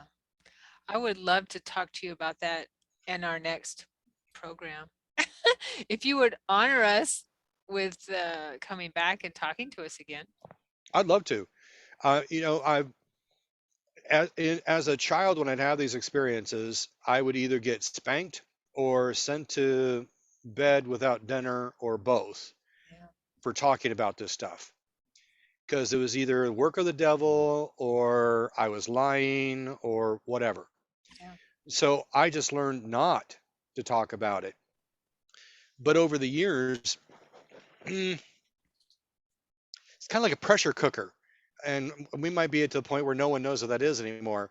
But you put a pot on the stove, you put a lid on it, but then you clamp down the lid so nothing can escape. And so Yeah. the pressure builds from the heat and the moisture. There's a little bitty valve on top. And you'd be sitting there minding your own business, and all of a sudden, and the steam would show out, and it'd equalize, and you'd crap your pants, and oh, that was that, and whatever. The best fried chicken I ever made, though, was in a pressure cooker, but that's neither here nor there. That's a different show. That's a different show. Metaphysical Cooking with John. Yeah, I love it. So every once in a while, these metaphysical experiences would just build up in me. It's like, I got to talk to someone about this. Yeah. Yeah, we And get it. so Totally. I would meet someone who would engage with a silo topic, and then I would talk to them about that topic. And then nothing else, because I didn't want them to know what I knew, just to get it off my chest, just to get some understanding. Just throw me a couple of crumbs so I can keep going. Well, I promised my parents that I wouldn't do this. I wouldn't talk about it in public. Well, my dad passed away in 2000. Mom passed away in 2011. There was so much going on for me in 2011 that I thought I broke my brain. There was so many people coming in and picking up a voice. It was like everything got turned on because I went through. So when my mom passed away, she actually committed suicide, and she'd been a hoarder for about a decade. So I was playing Bob Vila during part of the day. I was the executor of the estate during part of the day, and somewhere in there, I was still trying to find time to grieve. When all this was going on, the same type of thing, the just pressure just kept building, building, building. So again, I would find places where it's like, oh, here's a group of UFO experiencers. So I'd go and talk to them just about the alien stuff, just to relieve some of the pressure. Just recently, I got a diagnosis that pretty much has told me the time I thought I had, I don't have. Oh. And so it brought my bucket list to the forefront. And it would be a shame to have accumulated all this knowledge and not give it to people. And you could just sit back with your popcorn and enjoy the show, and you just have a good time with it. And I'm fine with that. I've been an entertainer since I was 6. I'm okay with that. But I'm hoping that there's someone out there, and in a therapeutic way, you're hearing someone say, I've too have had this weird experience. Here's how I navigated my way through. And maybe this works for you, and maybe it doesn't. But you can do it and not lose your mind. Yeah. Because I still maintain my day job. I am tooting my horn here. I'm a cancer research nurse who hurt his back, couldn't work as a nurse anymore, taught himself programming, and now I design clinical trial databases for pharmaceutical companies. So COVID trial, I built a study for that. People that wear Fitbits, and now these Fitbits can determine if people are having atrial flutter or AFib that's undiagnosed. That is now out into the world. Humira, I played a very little part, but I helped Humira come into the world. So I'm trying to use these metaphysical experiences in the same way that I've done the medical or the professional side of my life. I have this knowledge. I believe it can help others, and I need to get it out. And so I started a YouTube channel where I just start talking like we're having here, except I just talk to the voices in my head. I have an old fashioned, I have a cigar, and it's just, I'm trying to do like the fireside chat kind of vibe. Good. Hey, Yeah. okay, today we're talking about ghost kids, uh, or, whatever. But the thing that is cool and frustrating about the human animal is that the universal teacher is pain.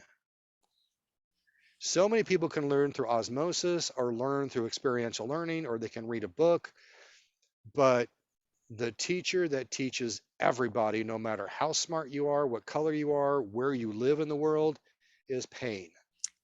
Pain brings us the most beautiful art too. Music, art, writings, creation. Yeah. How many times have we heard an artist, especially songwriters or people that Yes. write poetry? Mhm. Oh, I wrote this when I was heartbroken. It's so good. I mean, look Yeah. at Tay Tay. Yeah. Look at Miss Swift. Every time she gets her heart broken, she's, makes another album and makes another gazillion dollars. You know, it Yeah. gets to the Totally. point, it gets to the point where you go from avoiding pain. I mean, the human animal is either I'm approaching pleasure or I'm avoiding pain. Hmm. But eventually you get to the point of wisdom where you say, you know what? Pain is actually a teacher. It sucks to go through it, but you got to feel it to heal it. And once you get on the other side, my God, I got this new tool in my toolbox. Now I can handle problems I haven't handled before. Yeah. Or I may have someone that I love dearly come to me with a problem. I know how to fix that. Whereas 2 or 3 years ago, you couldn't, or you didn't know, or you just have to commiserate with them. Yeah, it sucks to be you. I'm sorry. Okay, holding sacred space is great, but sometimes can you help a brother out? Yeah. Can you give me something to work with? And that's ultimately what I'm trying to do is get everything that I've been told not to tell people out. And I'm finding people along the way. It's like once I sent that intention, it's like I found Michelle, and then Michelle introduced me to Kat, and then Kat introduced me, and it just keeps the snowball Growing. keeps growing. Hmm. And I Yeah. went from doing one podcast in 2020 to I've done 5 this year. Nice. So And the far. Yeah. cadence just keeps going. Right. And the Awesome. other thing is I wrote a book after my near death experience. It's like that's the near death paradigm. Okay, did you die? Check. Okay, did you have an epiphany? Yes, check. Did you quit your job, quit your religion, or quit your wife or spouse? Check. Did you write your book? Oh, you need to write your book. Okay. You got to die and then you write a book. Apparently, I that's the way know. it works. That's the law. Yeah, totally. I didn't I'm want to I'm write a way behind on that one. Well, Okay. I didn't want to write a book. Just okay. How many times can you talk about? Oh, I went into a light and I saw my grandpa and I saw my dog, and now I have this original religious epiphany that I'm going and annoying people with now. So I wrote a book instead that was aimed for the young adult, and the it's a young Arthur and Merlin motif, Mm, Love it. but it is a grandpa who is a metaphysical kung fu master and his grandson who is not doing well in high school. He gets picked on, he gets bullied, he's different, he has insights, he doesn't understand where the insights are coming from, and he starts this kind of path of self-destruction that his dad, who doesn't have a good relationship with his grandpa, but recognizes. And it's like, I think you need to spend the summer with grandpa. And so the whole book is about grandpa exposing him to all these different metaphysical things. nice. And it's my way of introducing metaphysics to the young adult audience. So um, I can't remember his name. Is a psychic named Chip, and he had this thing about psychic kids. Oh, Oh, yes. chip Yeah. coffee. Chip Yeah, Chip coffee. Yeah. Coffee. So I'm like, okay, what if I received this book when I was a kid? I'm seeing ghosts. Well, in this book, they actually talked about ghosts and what that is and why it occurs. And in the back of the book, I talk about if you're interested in ghosts, look at these books. If you're interested in remote viewing, look at these books. And so it's actually a primer to introduce metaphysics to the young adults, especially when those things are starting to turn on. For some reason, with puberty, all of a sudden the metaphysics turns on too. Yeah. But they got a guide, they've got something that'll help them. And I've had 2 or 3 schools reach out to me. It's like, hey, can you create a teacher's volume and come up with Oh, lesson very cool. plans and all this sort of stuff? And of course, I'm with my ADD, I'm like, no, I moved on to something else. But my second book was called Guitar, Cigars, and Tiki Bars, A Guy's Guide to Spirituality. Oh, I love that. And it was based on, so I'm trying to sell my book at all these metaphysical places and, Mind, Body, Spirit Expo and whatever. But I noticed that my target audience is females 45 to 60 with a college degree with discretionary income. It's pretty dry. What I was seeing, though, is typically my demographic has a male in tow that looks like he's there in duress. Yeah, I see him at my classes. And Yeah, honey, that's an amusing crystal. And so I realized there is a huge market right here, and they're kind of a captive audience for at least a couple hours. So that's when the brain started percolating. It's like, we need to have a guide or a manual that allows Joe Sixpack to embrace spirituality without losing his man card. Yeah. yeah, And if you go back far enough, you've got these stories of the Greek gods. And so, like, if you run fast, oh, you must have the energy of the god Mercury, or whether you're Greek or Roman. Anyway, so you had all these Zeus and Poseidon and whatever. And our modern day version of that are the superheroes, because you can find a superhero and find a corollary to that ancient tradition. And so I'm like, okay, so we're still doing the same thing, but we're doing it different. Yeah. But we've disassociated the spiritual aspect of it. It's like, okay, I guess I need to go out and get bit by a radioactive spider or be a millionaire or whatever. No, that magic is in you, but we have been trained to not have it. And that's a whole nother show of all the systems of control and isms that are out there to keep you ignorant of your divine abilities and authority. yeah, yes, totally. So I wrote this book, and I thought, I've got to do this in a way that will capture them. And so, opening page, I tell a joke about Mr. Bear and Mr. Rabbit are taking a shit in the woods. Mr. Rabbit looks at Mr. Bear looks at Mr. Rabbit. Now, already that's breaking with man code, because you don't look at each other when you're in the bathroom. You go, you do your thing, and leave. You're not a woman. You don't talk to each other. You don't share things out of each other's purse. You don't exchange business cards. You don't come out locked in arm and being besties. That is not what we do. You barely get the look and the missing out. You get the head nod, and that's it. So Mr. Bear and Mr. Rabbit taking a shit in the woods. They look at each other. Mr. Rabbit's a little scared, because it's like, he's an omnivore and he's obviously making room for more. But Mr. Bear says, excuse me, Mr. Rabbit, do you have a problem with shit sticking to your fur? Rabbit's like, well, no, I don't have that problem. I don't have a problem with shit sticking to my fur. Bear says, good. He wipes his ass with the rabbit. That's how I begin my metaphysical tome for guys. On that note, I know it'll be a winner, or it is a winner already. Well, so that's part of the reason why. So the funny story is I really love the book Conversations with God. I followed Neil Donald Walsh, the author. I ended up being in his movie when it was made. Oh. And through that connection, I got a bit of his backstory. And when he wrote Conversations with God, it was handwritten out. And he wrote up to a certain page amount. And then on the top page, he wrote, read to page 57, I dare you. And he sent it to the publisher, and the publisher took it. So I did a little bit of sleuthing, found out who the publisher was, found his email address, sent him my book, and typed it out on top. Nice. Read to page 57. I dare you.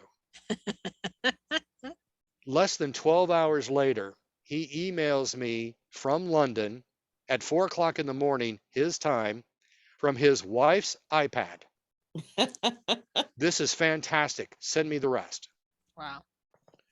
Oh my God, I got a publishing representative on my second email request.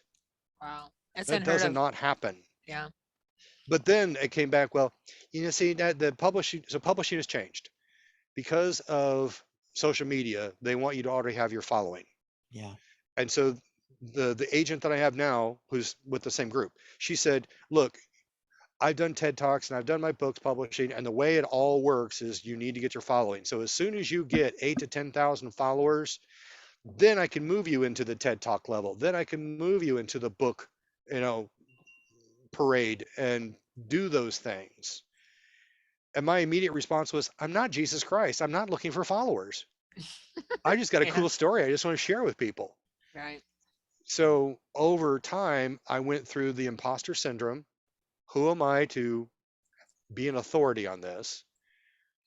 But a couple of ministers and a couple of people I respect told me, John, there is no story like yours. And you tell it so well that you need to do this. This is part of your paramedic actions. So I'm like, okay, that's why I do the podcast. And then I say, come to my YouTube page and follow me there, so that eventually I can then go to the book person and say, here are all the followers, Dominos Vobiscum. I've got all my followers now. Turning water into beer. I can't do the wine. I'm doing the best I can. But John, it's percolating. make sure we have sure. your YouTube and all that information, because I noticed it's not on. It's on the magic sheet. It's on I've the got magic the sheet. magic sheet. Okay, so the magic sheet, if you This use one? it, yeah. So if you use it on the computer, on the top right-hand side are those icons. Those are Okay. actually hyperlinks. Okay. So Okay, if you so we can go if you find click it. on the Facebook one, it takes you to my Facebook page. You click on the Right. one that's the YouTube, it'll take you to the YouTube Right. page. All right, so we'll go ahead and go do that and get all that Yeah, we'll information put to you, all because we that. want to make sure that people know how to get a hold of you and how Please. to find you, because I know we're doing this in New Earth Rising, but Sharon and I both have our own YouTube channels too. And so we take this and we share it onto our YouTube channels too. So I'm going to make sure we have that information Okay. of everything for you on here when we Okay. put that up there. Thank you. And to help you as much as possible to get people to you, because you do have a great story. You do have, and you're such a fantastic storyteller.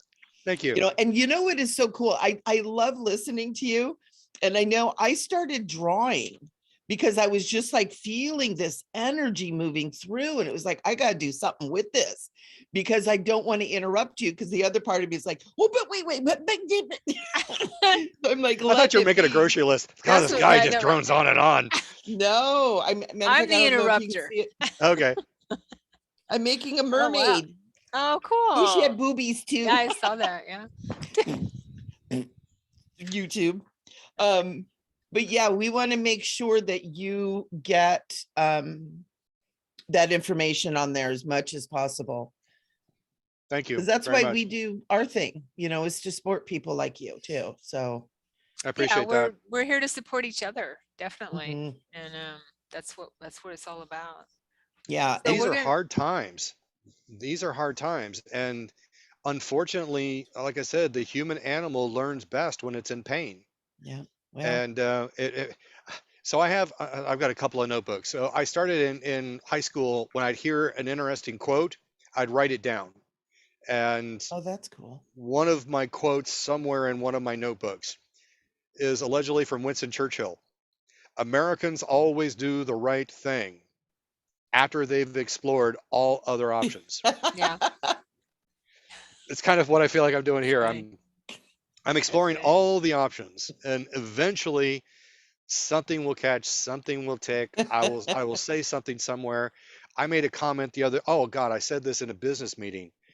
So I'm talking with clinical researchers and designers and IT people on this call, and we're trying to figure out how do you inject a tumor that's in three-dimensional space, because a tumor is X, Y, and Z axis, but we're recording it on paper or recording it on a computer screen, which is just 2 dimensions. And so we're all kind of sitting there, and I'm looking at all these like Zoom pictures, and people are like, they're frowning and, scratching their chin and whatever. And I'm like, yeah, that is a real sphincter wrinkler. Silence. And then everybody started laughing. It's like, where did you get that? I don't want that visual. I don't want that visual. Well, so I had to explain. Every part of your body that has a circle has a muscle that is called a sphincter muscle. So around your eye, that's a sphincter muscle. Around your mouth, sphincter muscle. Okay. Down your esophagus as you push food down, it's a series of sphincter muscles. Like you can imagine that, in the cosmic cantina of the body, they're all talking about, at the sphincter club meeting. It's like, you always get all the press, all the rest of us doing our jobs, unacknowledged. No one loves us. As soon as I stop the swallow process, I bet I get someone's attention. As soon as someone can't open their eye, I bet I get someone's attention. But no, it all goes to the anal sphincter. He always gets it all. And then I bust up. I was very inappropriate in nursing class, but it's like you have the anal sphincter on the outside, but there's another sphincter right on the inside. And when you put in a suppository, it goes in this little area that they call the rectal vault. Nice. That is the clinical term for that space. I can use that term in many What are different you ways. put in your safety deposit box? Wink, wink, wink, wink. Whoa, we really went off the rails. Okay. I told you I would go in the weeds. I told you I would do this. I completely absolve myself from any responsibility here. Oh yeah, No, sorry, buddy. We're you are in responsible. it now. There'll be a spike on YouTube traffic or a comment. It's like, you got to go back to sphincter wrinkler. What? We had titties. We got sphincter wrinklers. It's a good show. All kinds of good stuff, definitely. There you go. When I got up this morning, I didn't think I would edit this. How am I going to edit this? No editing. I know, right? For like 35 minutes. No, it's going raw. It's going.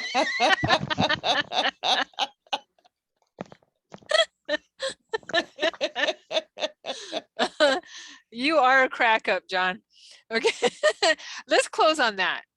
What do you think? What do you think? I gave nuns a lot of gray hair. Yeah. Oh, I bet. Yeah. This has been great. Thank you so much, John. Thank you. Thank you, John. Yeah. Thank you. Definitely. And what you shared, I believe is going to give so many people more hope about our reason for being here, that type of thing, and what this is all about. Yeah. I do want to say I keep seeing silhouettes of beings behind you you too, Michelle, in your wafting canopy thing there. Yeah. Bees, like the insect bees? No, beings. Oh, beings. Silhouettes, Okay. shadows of beings. One was facing you, had a bald head. I could just see their silhouette, their profile facing you. On my right side, which I guess would be your left. Completely bald, or did they have like the little monk thing, like they had the sides but none of the top? Nothing on the top. Looked like bald to me. Okay. Yeah. From what I could see. Before my dad passed away, he was mostly bald, but he had like the little on the side. Okay. Yeah. He is there with you, but I was seeing an ET type being. That's what I was feeling. Yeah, so that's another thing. I remote viewed one time and I said, take me someplace interesting. I found myself flying above the moon and I'm seeing all these broken down buildings, and it's everything from office buildings to pyramids. It looks like there's 10,000 years worth of buildings wrecked. and Yeah. all sorts of wrecked spaceships, and some stuff works, some stuff doesn't. Yeah. And I'm like, oh, this is cool. And I saw something that looked like a ship from the TV show Space 1999. Mm. Oh, wow. And it's back in the 70s. You have to go back and it's on YouTube. But one of their Eagle ships, I saw part of it buried into there, like it had been crashed deliberately.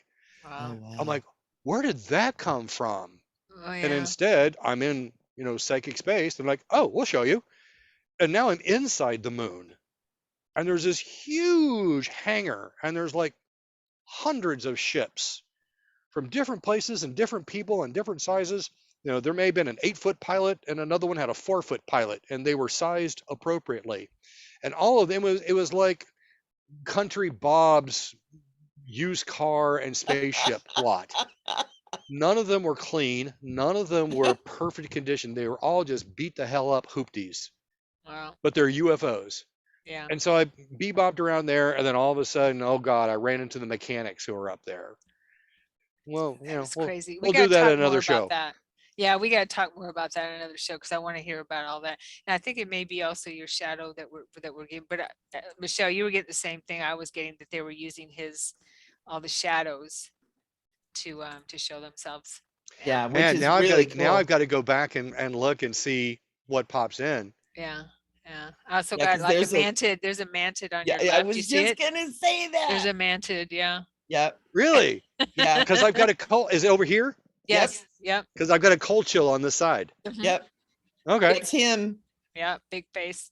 Yep. I'll take it. Hey, mantis are really healthy, strong, benevolent people, and Yeah. I've had some reptilians that aren't that. Yeah, totally. I can't wait to talk about that. You I want to know, take we'll us have out, to- Michelle? We'll have to schedule the next show because Yeah, totally. yeah, we want to talk about all that moon and what's going on up there. And yeah, I don't know, maybe the 350 billion years of our history might be good. Yeah, just another We can hour do or it in the so. show. Yeah. Yeah, really. The coolest thing I learned so far is who brought the moon here and why did they park it here? I saw it being towed in a vision 20 years ago. I saw it being towed. Yep. I did Thank you. too. I never understood yeah. why people were like all like, ooh, worship the moon. I'm like, it's not real. I know, but I still feel a connection to it for some reason. I do. I feel a connection when I see it. Yeah. Because Well, you've been there's there. magnetics that are Yeah. used. Yeah, totally. Yeah, I can't wait to Awesome. talk about this stuff. All right, Michelle, you want Woohoo. to take us out?